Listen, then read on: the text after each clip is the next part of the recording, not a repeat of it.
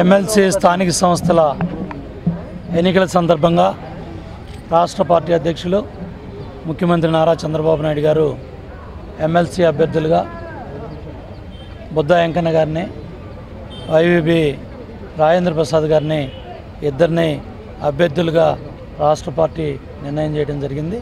ఈరోజు శాసనసభ్యులు, ప్రజాప్రతినిధులు, పార్టీ సభ్యులు, తెలుగుదేశం పార్టీ కుటుంబ సభ్యులు అందరూ కూడా ఎన్నికల కార్యక్రమంలో పాల్గొంటారు. ఎన్నికల నామినేషన్కి అందరూ కూడా కలిసి మచిలీపట్నంలో కలెక్టర్ కార్యాలయంలో ఈరోజు నామినేషన్ దాఖలు చేయడం జరుగుతుంది. రిమాండ్ టైం ఎక్స్టెన్షన్ చేయమని సుప్రీంకోర్టు గైడ్లైన్స్ ప్రకారం వాళ్ళు ఫైల్ చేశారు.